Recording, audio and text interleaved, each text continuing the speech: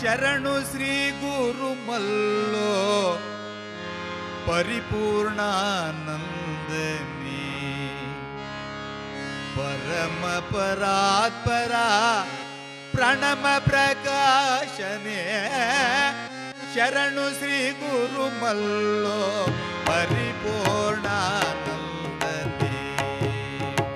ಪರಮ ಪರಾತ್ಪರ ಪ್ರಣಮ ಪ್ರಕಾಶನೇ ಶರಣು ಶ್ರೀ ಗುರು ಮಲ್ಲೋ ಪರಿಪೂರ್ಣಾನಂದನೇ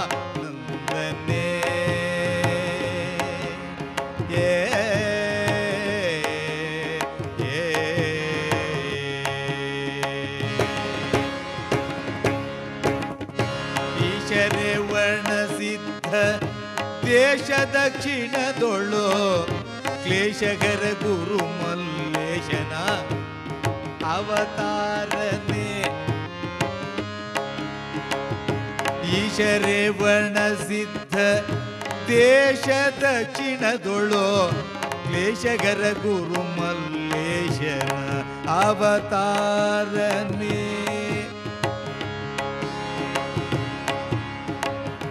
ಈಶರೇ ವರ್ಣಸಿದ್ಧ ದೇಶ ದಕ್ಷಿಣದೊಳು ಈಶರೇ ವರ್ಣಸಿದ್ಧ ದೇಶ ದಕ್ಷಿಣದೊಳು ಕೇಶಕರ ಗುರು ಮಲ್ಲೇಶನ ಅವತಾರನೆ ಶರಣು ಶ್ರೀ ಗುರು ಮಲ್ಲೋ ಪರಿಪೂರ್ಣ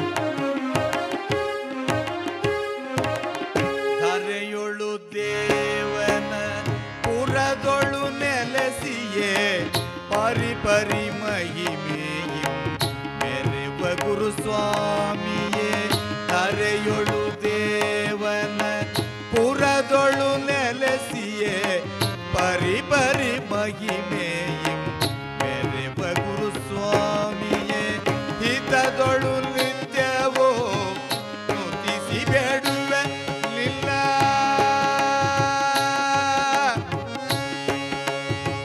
ಹಿತದೊಳು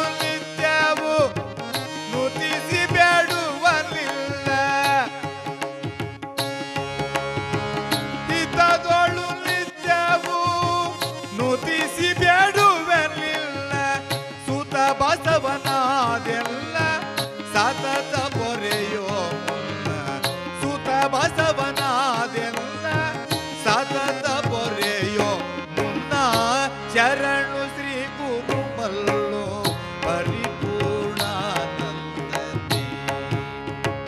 ಪರಮ ಪರಾತ್ಪರ.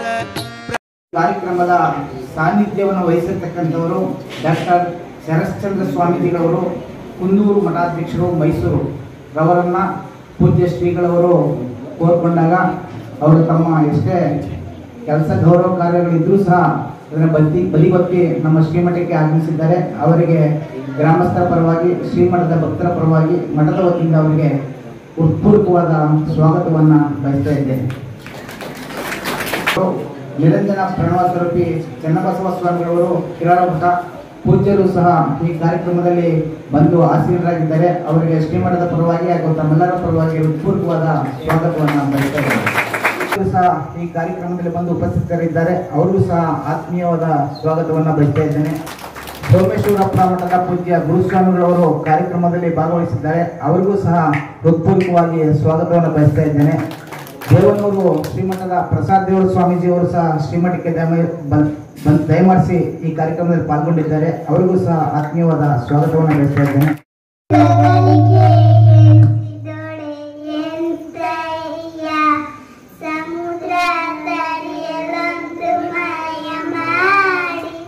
ನೋಡಿ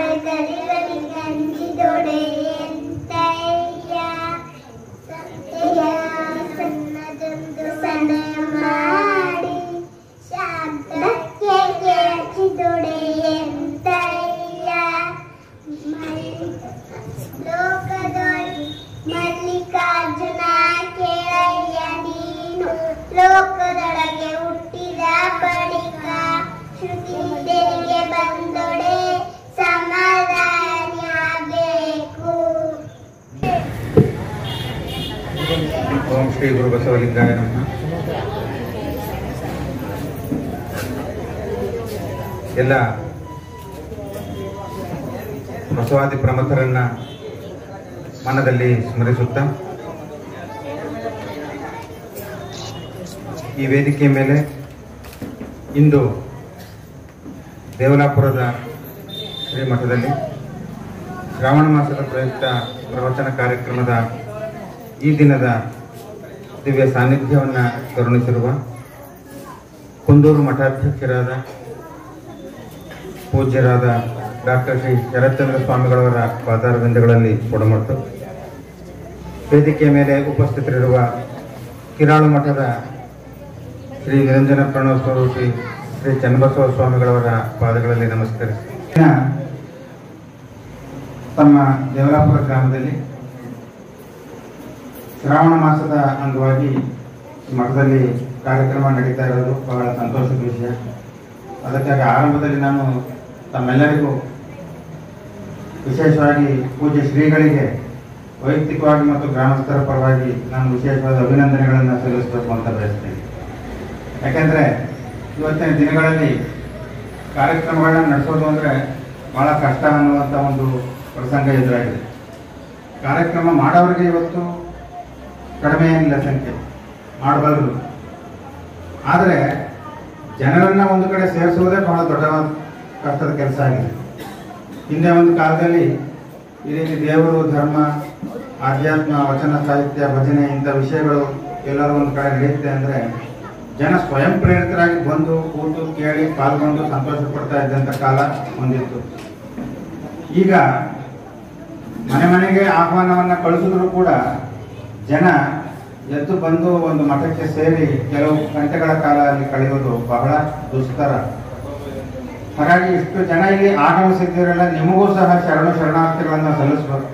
ಜಡೇರ ಸ್ವಾಮಿಗಳವರು ಈ ಮಠದಲ್ಲಿ ಬಹಳ ವರ್ಷಗಳಿಂದ, ಈಗಾಗಲೇ ಮಾತನಾಡಿದಂಥ ಹಿರಿಯರು ಹೇಳಿದಂತೆ 20ಕ್ಕೂ ಹೆಚ್ಚು ವರ್ಷಗಳಿಂದ ಇಲ್ಲಿ ಕಾರ್ಯಕ್ರಮಗಳನ್ನು ನಡೆಸ್ಕೊಂಡು ಬಂದಿದ್ದಾರೆ.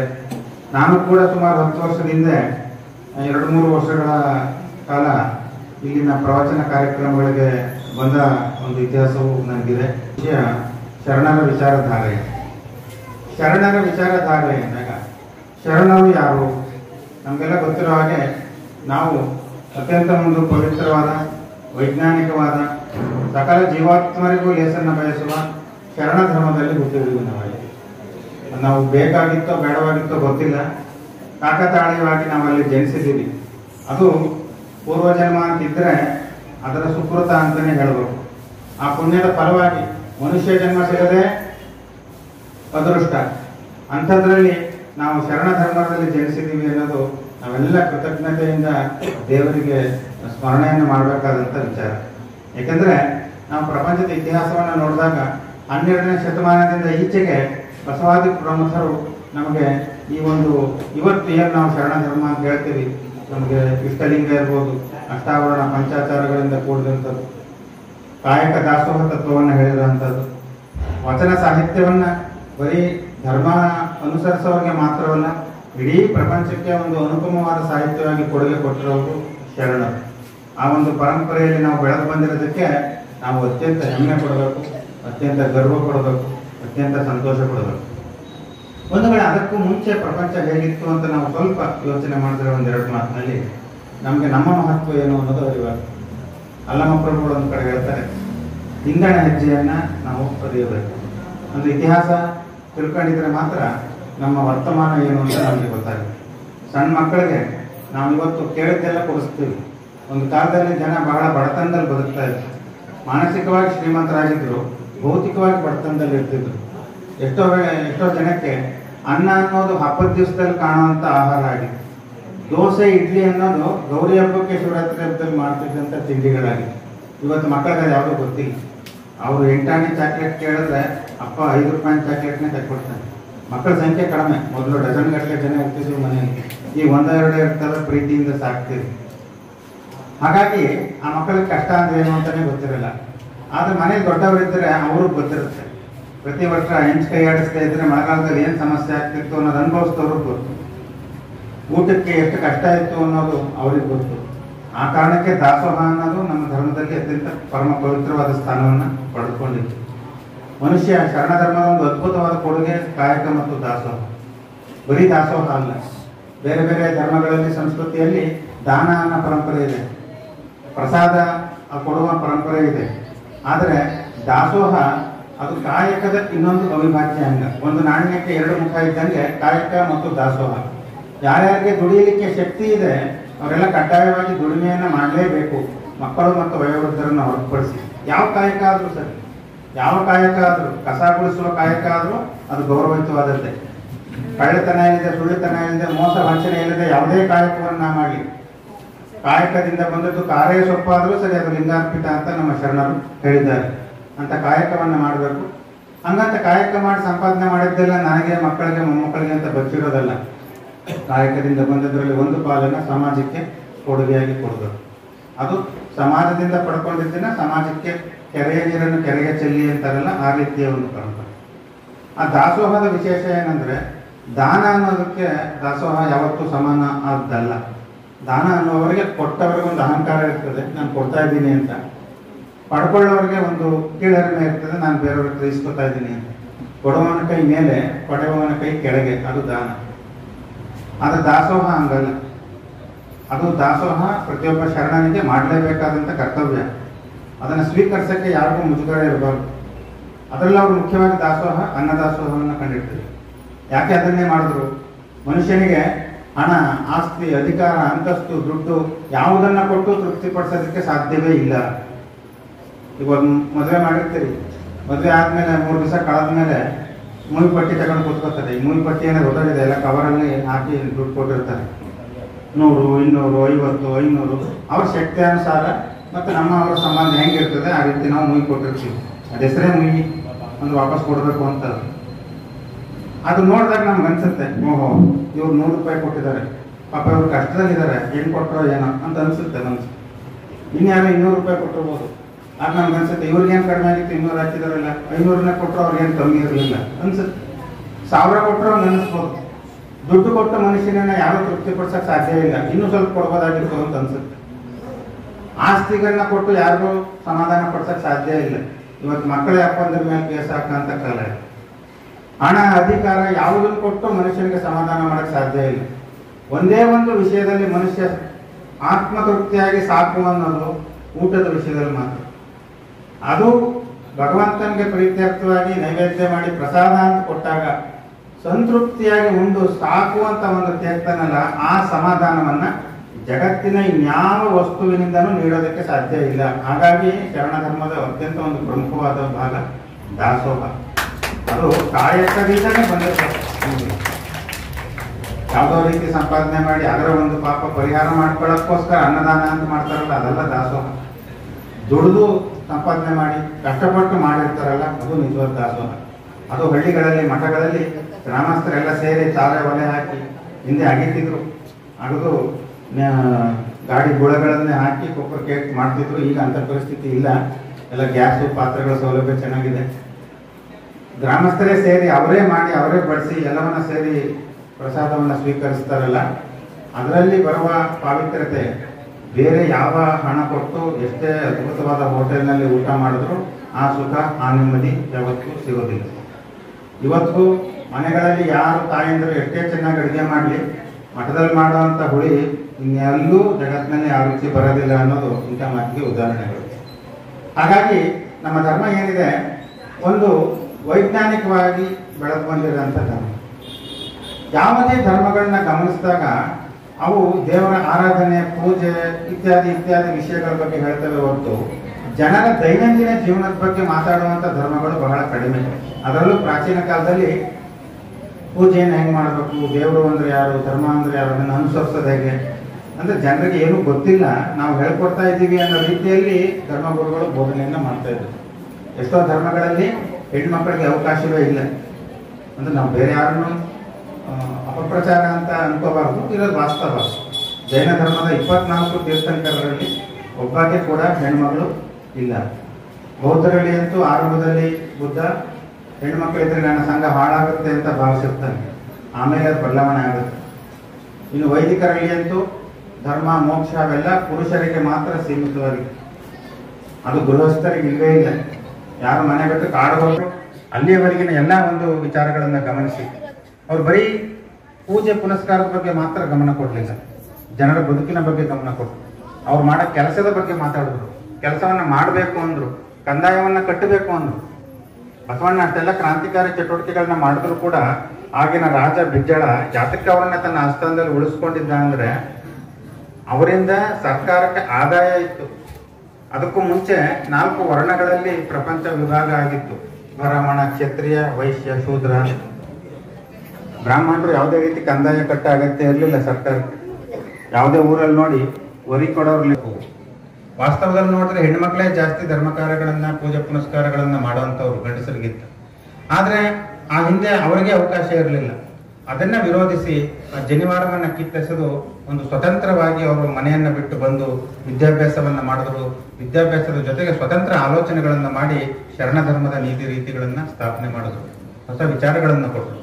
ದೇವರನ್ನ ಪೂಜಿಸೋದಕ್ಕೆ ಪುಣ್ಯಕ್ಷೇತ್ರಗಳಿಗೆ ಹೋಗ್ಬೇಕಾಗಿಲ್ಲ, ನಾವಿರೋ ಜಾಗವೇ ನಮಗೆ ಪುಣ್ಯಕ್ಷೇತ್ರ. ನಮ್ಗೆ ಯಾರು ಮಾರ್ಗದರ್ಶನ ಮಾಡ್ತಾರೋ ಅವರೇ ಗುರು. ಹಲವು ಮಾತೇನು ನೀನು ಒಲಿದು ಪಾದವನಿಟ್ಟ ನೆಲವೇ ಸುಕ್ಷೇತ್ರ, ಆ ಜಲವೇ ಪಾವನ ತೀರ್ಥ, ಸುಲಭ ಶ್ರೀ ಗುರುವೇ ಕೃಪೆಯಾಗ. ಕಾಶಿಗೆ, ರಾಮೇಶ್ವರಕ್ಕೆ, ಹಿಮಾಲಯಕ್ಕೆ ಹೋಗಬೇಕಾಗಿಲ್ಲ ಧರ್ಮ ಸಾಧನೆ ಮಾಡಲಿಕ್ಕೆ. ನಿಮ್ಮ ಮನೆಯೇ ನಿಮಗೆ ಸುಕ್ಷೇತ್ರ, ನಿಮ್ಮ ಊರಿನಲ್ಲಿರೋ ಗುರುಗಳೇ ನಿಮಗೆ ಪೂಜ್ಯ ಗುರುಗಳು. ಅವರ ಪಾದದಲ್ಲೇ ಕೂತು ನಾವು ಧರ್ಮವನ್ನ ಸಾಧನೆ ಮಾಡಬಹುದು. ಧರ್ಮವನ್ನ ಸಾಧನೆಗೆ ಸನ್ಯಾಸಿಯೇ ಆಗಬೇಕು ಅಂತಿಲ್ಲ, ಗೃಹಸ್ಥರು ಕೂಡ ಮಾಡಬಹುದು ಅಂತ ಬಸವಣ್ಣವರು ಮೊದಲಿಗೆ ತೋರಿಸ್ಕೊಟ್ರು. ಹೆಣ್ಣು ಮಕ್ಕಳಿಗೆ ಒಂದು ಅವಕಾಶವನ್ನು ಕೊಟ್ಟರು. 4 ಗೋಡೆಗಳ ಮಧ್ಯೆ ಮಾತ್ರ ಸೀಮಿತವಾಗಿದ್ದ ಹೆಣ್ಣು ಮಕ್ಕಳಿಗೆ ಅನುಭವ ಮಂಟಪದಲ್ಲಿ ಸಮಾನವಾದ ಸ್ಥಾನಮಾನವನ್ನು ಕೊಟ್ಟರು. ಕಸ ಗುಡಿಸ್ತಾ ಇದ್ದವರು, ಕಳ್ಳತನ ಮಾಡ್ತಾ ಇದ್ದವರು, ವ್ಯವಸಾಯವನ್ನು ಮಾಡ್ತಾ ಇದ್ದವರು, ಮಡಕೆ ಮಾಡ್ತಾ ಇದ್ದವರು, ಹಗ್ಗ ಹೊಸಿತಾ ಇದ್ದವರು, ದನ ಕಾಯ್ತಾ ಇದ್ದವರು, ಕುರಿ ಕಾಯ್ತಾ ಇದ್ದವರು, ಬ್ರಾಹ್ಮಣರು ಎಲ್ಲರನ್ನು ಒಂದೇ ವೇದಿಕೆಯಲ್ಲಿ ಸಮನಾಗಿ ಕೂರಿಸಿದ್ರು. ಗಂಡಸರಷ್ಟೇ, ಹೆಣ್ಣು ಮಕ್ಕಳಿಗೂ ಅವಕಾಶ ಇತ್ತು. ಅಂದ್ರೆ ಯಾರು ಸತ್ಯ ಶುದ್ಧ ಕಾಯಕವನ್ನ ಮಾಡ್ತಾರೋ ಅವರಿಗೆ ಮರ್ಯಾದೆ ಇತ್ತ ವಿನಃ ರಾಜರ ಮಕ್ಕಳಿಗೆ ಅಲ್ಲಿ ಯಾರು ಕೂರಿಸಿರ್ಲಿಲ್ಲ. ಇಡೀ ಮಹಾಮನೆಯಲ್ಲಿ ಅರಸರ ಮಕ್ಕಳು ಯಾರು ಇರಲಿಲ್ಲ, ಪಾಳೆಗಾರರ ಮಕ್ಕಳು ಯಾರು ಇರಲಿಲ್ಲ, ಬಡ್ಡಿ ವ್ಯವಹಾರ ಮಾಡೋರು ಯಾರು ಇರಲಿಲ್ಲ, ಕಸ ಗುಡಿಸೋರಿದ್ರು, ಕುರಿ ಕಾಯೋರಿದ್ರು. ಅಂದ್ರೆ ಯಾರು ಬೆವರು ಸುರಿಸಿ ದುಡಿತಾರೋ ಅವರಿಗೆ ಮಹಾಮನೆಯಲ್ಲಿ ಮರ್ಯಾದೆ ಇತ್ತು. ಅದು ನಮ್ಮ ಶರಣ ಧರ್ಮ. ಇಂಥ ಒಂದು ಉದಾತ್ತ ವಿಚಾರವನ್ನ ಹೆಚ್ಚು ಕಡಿಮೆ 1000 ವರ್ಷಗಳ ಹಿಂದೆ ಕೊಟ್ರಲ್ಲ. ಇವತ್ತು ನಾವು ಕಾರ್ಲ್ ಮಾರ್ಕ್ಸ್ ಹೆಸರು ಹೇಳ್ತೀವಿ, ಸಮತಾವಾದವನ್ನ ಕಂಡುಹಿಡಿದವರು ಅಂತ ಹೇಳ್ತೀವಿ, ಮಹಿಳಾವಾದದ ಹೆಸರುಗಳನ್ನ ಹೇಳ್ತೀವಿ, ಯುರೋಪಿಯನ್ ಹೆಸರುಗಳನ್ನ, ಅದೆಲ್ಲಕ್ಕೂ ಪ್ರಜಾಪ್ರಭುತ್ವದ ಹೆಸರು ಹೇಳ್ತೀವಿ. ಇಡೀ ಪ್ರಪಂಚಕ್ಕೆ ಪ್ರಜಾಪ್ರಭುತ್ವದ ಮೊಟ್ಟ ಮೊದಲ ಪಾಠವನ್ನ ಹೇಳಿಕೊಟ್ಟಿದ್ದು ನಮ್ಮ ಕನ್ನಡಿಗರು, ನಮ್ಮ ಶರಣರು. ಆ ಕಾರಣಕ್ಕೆ ನಾವು ಇಡೀ ಪ್ರಪಂಚದ ಮುಂದೆ ಎದೆ ತಟ್ಟಿ ಹೇಳಬಹುದು, ಪ್ರಜಾಪ್ರಭುತ್ವದ ಬೀಜ ಕನ್ನಡದ ನೆಲದಲ್ಲಿ ಬಿತ್ತಿದ್ದು ಶರಣರು, ಬಸವಣ್ಣವರು, ಅಲ್ಲಮಪ್ರಭುಗಳು. ಹೆಣ್ಣು ಮಕ್ಕಳಿಗೆ ಗೌರವವನ್ನು ಕೊಟ್ಟರು. ಅದುವರೆಗೆ ಭಗವಂತನ ಪೂಜೆ ಮಾಡಬೇಕು ಅಂತಂದ್ರೆ ಮಧ್ಯವರ್ತಿ ಬೇಕಿತ್ತು. ಅವರು ಪೂಜಾರರಿಂದ ನಾವೇನು ಮಾಡೋಕ್ಕಾಗ್ತಿರ್ಲಿಲ್ಲ. ಅವರನ್ನ ಇಟ್ಕೊಂಡು ನಾವು ಭಗವಂತನಿಗೆ ದೇವಸ್ಥಾನಗಳಲ್ಲಿ ಪೂಜೆಗಳನ್ನ ನಡೀತಾ ಇತ್ತು. ದೇವಸ್ಥಾನಕ್ಕೆ ಎಲ್ಲರಿಗೂ ಪ್ರವೇಶವೇ ಇರಲಿಲ್ಲ. ಕೆಲವರಿಗೆ ಕೆಲವು ಜಾಗಗಳವರೆಗೆ ಮಾತ್ರ ಪ್ರವೇಶ. ಅತ್ಯಂತ ಅಂತ್ಯಜರು ಅಂತ ಯಾರನ್ನ ಕರೀತಾ ಇದ್ರು ಅವರಿಗೆ ದೇವಸ್ಥಾನದಿಂದ ಆಚೆ, ಇನ್ನು ಕೆಲವು ಜಾತಿಗಳವರಿಗೆ ಮೆಟ್ಲು ಮೇಲೆ, ಇನ್ನು ಕೆಲವರಿಗೆ ಅಲ್ಲಿಂದ ಒಳಗೆ, ಇನ್ನು ಕೆಲವರಿಗೆ ಅಲ್ಲಿಂದ ಒಳಗೆ, ಗರ್ಭಗುಡಿಯಿದ್ದವರೇ ಬೇರೆ. ಈ ರೀತಿ ಸ್ಟೆಪ್ ಬೈ ಸ್ಟೆಪ್ ಪದ್ಧತಿ ಇತ್ತಲ್ಲ. ಆಗ ಅವ್ರು ಏನು ಪೂಜೆ ಮಾಡ್ತಿದ್ದಾರೆ, ಏನು ಮಂತ್ರ ಹೇಳ್ತಿದ್ದಾರೆ, ದೇವ್ರನ್ನ ಹೊಗಳ್ತಾ ಇದ್ದಾರೋ, ವಿಚಾರಧಾರೆ ಅಂದ್ರೆ ಅದನ್ನ ಹೇಳಕ್ಕೆ ಬೇರೆಯೊಬ್ರು ಬೇಕಾಗಿಲ್ಲ. ನಮ್ಮ ಸಂಪತ್ತು ಅಂದ್ರೆ ವಚನ ಸಾಹಿತ್ಯ. ಅದನ್ನ ನೇರವಾಗಿ ಓದ್ಬಿಟ್ರೆ ನೀವು ಯಾರಿಗೇ ಆದರೂ ಅದು ಅತ್ಯಂತ ಸರಳವಾಗಿ ಅರ್ಥ ಆಗೋಗ್ತದೆ. ಉದಾಹರಣೆಗೆ ಒಂದು ಅತ್ಯಂತ ಪ್ರಸಿದ್ಧವಾದ ಒಂದು ಮಾತು ವಚನ: ಕಳಬೇಡ, ಕೊಲಬೇಡ, ಹುಸಿಯ ನುಡಿಯಲು ಬೇಡ, ಮುನಿಯಬೇಡ, ಅನ್ಯರಿಗೆ, ವೆರಿ ಗುಡ್, ಅನ್ಯರಿಗೆ ಅಸಹ್ಯ ಪಡಬೇಡ, ಕನ್ನ ಬಣ್ಣಿಸಬೇಡ, ಇದರ ಅಳಿಯಲು ಬೇಡ. ಇದೇ ಅಂತರಂಗ ಶುದ್ಧಿ, ಇದೇ ಬಹಿರಂಗ ಶುದ್ಧಿ, ಇದೇ ನಮ್ಮ ಕೂಡಲ ಸಂಗಮ ದೇವನ ಒಲಿಸುವ ಪದ. ಈ ಮಾತು ಅರ್ಥ ಮಾಡ್ಕೊಳ್ಳಕ್ಕೆ ಯಾರು ಮೇಷ್ಟ್ರು ಬಂದು ಹೇಳ್ಕೊಡ್ಬೇಕಾ? ಕಳಬೇಡ ಅಷ್ಟೇ, ಕೊಲಬೇಡ ಅಷ್ಟೇ. ಅದರ ಅರ್ಥ ಅತ್ಯಂತ ವಿದ್ಯೆ ಇರಲಿ ಇಲ್ಲದೆ ಇರಲಿ, ಶಾಲೆ ಮೆಟ್ಲತ್ತಿಲ್ಲದೆ ಇರೋದವ್ರಿಗೂ ಅತ್ಯಂತ ಸರಳವಾಗಿ ಅರ್ಥ ಆಗುತ್ತೆ. ಇಂಥ ಮಾತುಗಳಿಂದ ಈ ವಚನದಲ್ಲಿ ಯಾವುದೇ ನಿರ್ದಿಷ್ಟ ಜಾತಿ ಇಲ್ಲ, ಧರ್ಮ ಇಲ್ಲ, ಇಂಥದೇ ಧರ್ಮಕ್ಕೆ ಸಂಬಂಧಪಟ್ಟಿದ್ದು ಅಂತ ಇಲ್ಲ. ಇದು ಪ್ರಪಂಚದಲ್ಲಿ ಎಲ್ರಿಗೂ ಅನ್ವಯ ಆಗುವಂಥದ್ದು. ಪ್ರಪಂಚದಲ್ಲಿ ಎಲ್ಲರೂ ಈ 7 ಅಂಶಗಳನ್ನ ಜೀವನದಲ್ಲಿ ಅಳವಡಿಸ್ಕೊಂಡ್ಬಿಟ್ರೆ ಕೋರ್ಟು ಕಚೇರಿನೂ ಬೇಕಾಗಿಲ್ಲ, ಕಾನೂನು ಬೇಕಾಗಿಲ್ಲ. ಇಡೀ ಪ್ರಪಂಚ ಆರಾಮಾಗಿ ನೆಮ್ಮದಿಯಿಂದ ಬದುಕಬಹುದು. ಗಳಿದೆ ಅಂತ ಹೇಳ್ತಾರೋ ಅದೆಲ್ಲದಕ್ಕೂ ಒಳಿತನ್ನ ಬಯಸಿದವರು.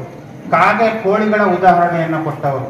ಕಾಗೆ ಒಂದಗುಳ ಕಂಡರೆ ಕೂಗಿ ಕರೆಯದೆ ತನ್ನ ಬಳಗವಂತೆ, ಅದು ಮನುಷ್ಯ ಮಾತ್ರ ಹೀಗೆ ಮಾಡ್ತಾನೆ ಅಂತ ಹೇಳಿದ್ರು. ಕಲ್ಲ ನಾಗರ ಕಂಡರೆ ಹಾಲೆರೆ ಎಂಬರು, ದಿಟದ ನಾಗರವ ಕಂಡರೆ ಕೊಲ್ಲೆಂಬರು. ಈ ರೀತಿ ಮನುಷ್ಯನ ಸ್ವಭಾವವನ್ನ ಅತ್ಯಂತ ಸರಳವಾದ ಮಾತುಗಳಲ್ಲಿ ಹೇಳ್ಕೊಟ್ಟವರು. ಇದನ್ನ ಅರ್ಥ ಮಾಡ್ಕೊಳಕ್ಕೆ ಯಾವ ಡಿಕ್ಷನರಿಗಳು ಬೇಕಾಗಿಲ್ಲ, ಯಾವ ಶಿಕ್ಷಕರು ಬೇಕಾಗಿಲ್ಲ, ತಾವೇ ಓದಿ ಅರ್ಥ ಮಾಡ್ಕೊಳ್ಳೋ. ಒಬ್ಬ ಸಾಮಾನ್ಯವಾದ ಉದಾಹರಣೆ ಹೇಳುವುದಾದ್ರೆ, ಆಯ್ದಕ್ಕಿ ಮಾರಯ್ಯ ಅಂತ ಒಬ್ಬ ಶರಣ ಇರುತ್ತೆ. ಆಯ್ದಕ್ಕಿ ಮಾರಯ್ಯ ಅವನ ಕೆಲಸವೇ ಏನಪ್ಪಾ ಅಂದ್ರೆ, ಅವನ ಮಾತೆ ಹೇಳೋ ಹಾಗೆ, ರಸ್ತೆಯಲ್ಲಿ ಚೆಲ್ಲಿರುವ ಅಕ್ಕಿಯನ್ನ ಆಯ್ಕೊಂಡು ಬಂದು ಅದರಲ್ಲಿ ದಾಸೋಹ ಮಾಡಿ ಉಳಿದ್ರೆ ತಾನು ತನ್ನ ಹೆಂಡತಿ ಉಣ್ಣ ಅಂತದ್ದು. ಇದು ಅವನ ಕಾಯಕ. ಅವನು ಪ್ರತಿನಿತ್ಯ ರಸ್ತೆಯನ್ನ ಸೋಸಿ ಅಲ್ಲಿ ಸಿಕ್ಕಿದಂತ ಅಕ್ಕಿಯನ್ನ ಮನೆಗೆ ತಂದು ಅದನ್ನ ಶುಭ್ರಗೊಳಿಸಿ ಸ್ವಚ್ಛಗೊಳಿಸಿ ಅವನ ಹೆಂಡತಿ ಲಕ್ಕಮ್ಮ ಅಂತ ಅಕ್ಕಿಯನ್ನು ಮಾಡಿ ಅನ್ನ ಮಾಡಿ ಪ್ರಸಾದ ಮಾಡಿ ಜಂಗಮರಿಗೆ ಬಡಿಸಿ ನಂತರ ತಾವು ಊಟವನ್ನು ಸ್ವೀಕರಿಸೋ ಒಂದು ಪದ್ಧತಿ. ಒಂದ್ಸರಿ ಬಸವಣ್ಣ ಅವ್ರಿಗೆ ಇದು ಗೊತ್ತಾಗಿ, ಇಷ್ಟು ಕಷ್ಟಪಡ್ತಾನಲ್ಲ ಇವನು ಅಂತ ಒಂದು ಅಕ್ಕಿಯ ಭಾರಿ ಮೂಟೆಯನ್ನೇ ರಸ್ತೆಯಲ್ಲಿ ಬೆಳೆಸಿ ಹೋಗಿರ್ತಾರೆ.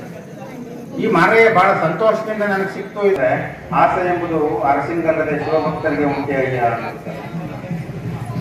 ಬೇಕು ಅನ್ನೋ ಆಸೆ. ಇದು ನಮ್ಮ ಲಿಂಗಕ್ಕೆ ಒಲ್ಲದ. ಅಂದ್ರೆ ನೀನು ಕಷ್ಟಪಟ್ಟು ದುಡಿದೇ ಇದ್ರೆ ಅದರಿಂದ ಅಲ್ಲ, ನೀನು ತಗೊಂಡೋಗಿ ವಾಪಸ್ಸು ಕೊಟ್ಟು ಬಾ ಅಂತ ವಾಪಸ್ ಕಳಿಸ್ತಾರೆ. ಪ್ರತಿಯೊಂದು ಮನೇಲಿ ಇಂಥ ಹೆಣ್ಮಕ್ಳು ಇದ್ದು ಬಿಟ್ರೆ ಭ್ರಷ್ಟಾಚಾರ ಅನ್ನೋದೇ ಪ್ರಪಂಚದಲ್ಲಿ ಇರೋದಿಲ್ಲ. ಇವತ್ತು ಅಭಿವೃದ್ಧಿ ಅನ್ನೋ ವಿಷಯವೇ ಭಾವದ ನೆಲೆಯ ನಾನೇನ ಬಲ್ಲೆನು, ನೀನೇ ಒಳ ಒಕ್ಕು, ನೀ ಏನ ನುಡಿಸಿದ ಒಡನೆ ಹದನೇನ ನುಡಿವೆ ಶ್ರೀ ಗುರುವೇ ಕೃಪೆಯಾಗು.